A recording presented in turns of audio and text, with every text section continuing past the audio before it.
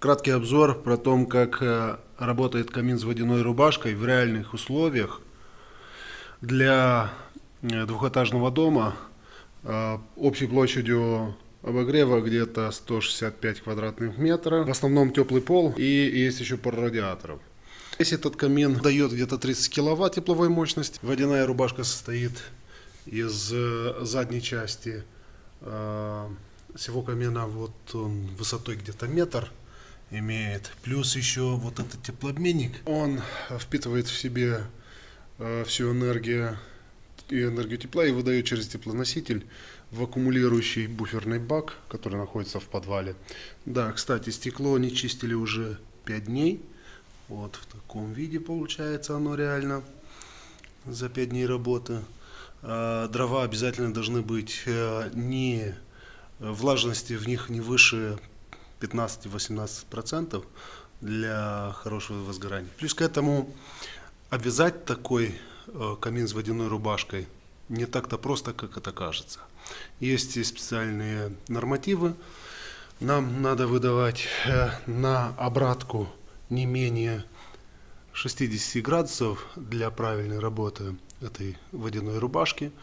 Соответственно, для этого нам нужен контроль, который обеспечивает вот такой обычный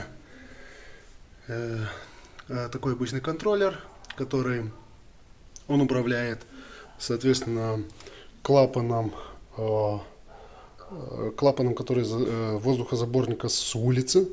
Есть клапан с сервоприводом, который контролирует процесс сгорания в зависимости от температуры на подачу, температуры дымохода. Соответственно, этот контроллер еще определяет, на какие температуры должны запускаться насосы антиконденс и насос загрузочный буфера и насос загрузочной системы отопления. Где-то 70 градусов имеет воздух, который выходит через дефлектор. Само стекло, наверное, тут где-то до 140 должно быть. Есть и обязательно обвязка группы безопасности, из которой состоит, кроме воздухоотводчика и сбросного клапана, манометра и так далее, есть еще такой серпантин на аварийное охлаждение. Из чего он состоит? Механический клапан, который получает информацию от температурного датчика. Этот датчик, когда достигает температуры 95 градусов, он дает команду на открывание, и водопроводная вода поступает через серпантин и охлаждает этот камин в случае какой-нибудь аварийной неисправности. Соответственно, все эти трубки должны быть обязательно термостойкими. В данном случае здесь гофрированная нержавеечная труба. Вот мы в подвале. Вот, как раз тут сухие дрова, влажностью не более 15%. Вот буферная емкость, объему где-то тонна воды, внутри еще бойлерный бак, который обогревается при контакте с этой водой, загруженной насос, который идет на систему отопления, соответственно, там смешивается нужная температура, потому что у нас теплый пол, сейчас у нас 38 градусов. Этот буферный бак выдает тепло для всего дома без загрузки с камина где-то еще часа на 2, наверное. Я еще точно не знаю, но где-то так. Горячая вода, которая выходит из бойлера, поступление холодной, выход горячей воды. Соответственно, горячая вода смешивается через вот такой смесительный узел, который обеспечивает нам ГВС не более 50 градусов, чтобы было безопасно использоваться.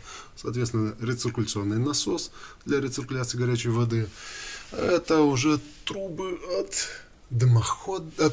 камина, которые обвязаны через насос циркуляционный, который тот контроллер оперирует ими. Весь контроль электронный осуществляется через источник бесперебойного питания, который хватает на 8-10 часов, аккумуляторный УПС. Помимо этого, буферная емкость оснащена еще серпантином, который получает теплоноситель с солнечных коллекторов, 4 солнечных коллектора. А летом вообще идеально вот эти 4 коллектора нам с мая месяца до октября обеспечивает горячую воду полностью, так как обогревается весь этот буфер. И он используется только для горячей воды. Этот насос...